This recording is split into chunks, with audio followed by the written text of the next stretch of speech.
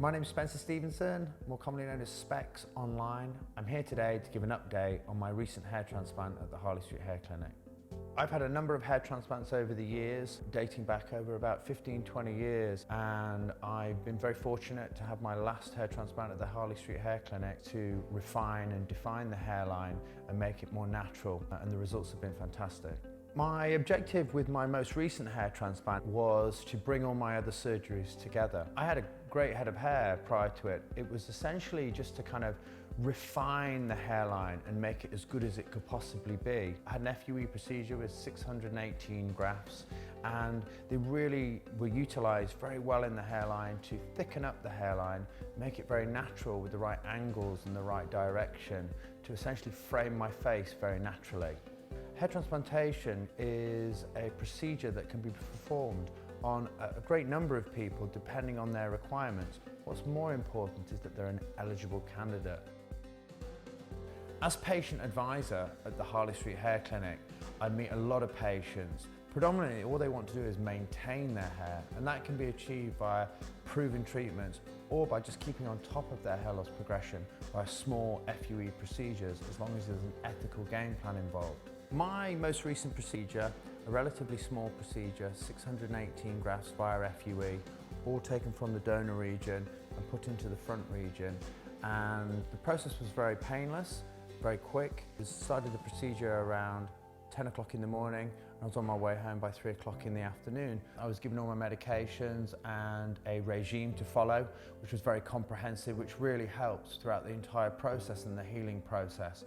After about 10 days to 2 weeks, all the redness had calmed down, and then it was a waiting game, and it took a minimum of about 3 to 4 months before I saw any initial signs of hair growth. And now I'm at 10 months post-op. There may well hopefully be some continued growth and continued thickening, which is quite common. I would advise people at least give themselves 2 to 3 weeks before they surface back into society in order to get away with having the procedure done. If that is a concern to you, I've also found, that being open about it really does genuinely help and takes a lot of pressure off you as well, but each to their own. But generally speaking, 2 to 3 weeks, you can be back undetected from the procedure. Unfortunately, with hair transplantation, it's a very slow process. Hair growth is a very slow process. However, that's beneficial because it comes in very gradually and very slowly, and it doesn't make a drastic change overnight, so questions don't get asked. However, realistically speaking, it takes 3 to 4 months, or I found it took 3 to 4 months for the initial signs to see the beneficial signs of the initial growth. But 6 months, you're about 50% grown out, and now I'm at the 10-month stage. It's really important to be patient, try and get back into day-to-day life, and try not scrutinise over it too much. It will grow, but a watch kettle never boils.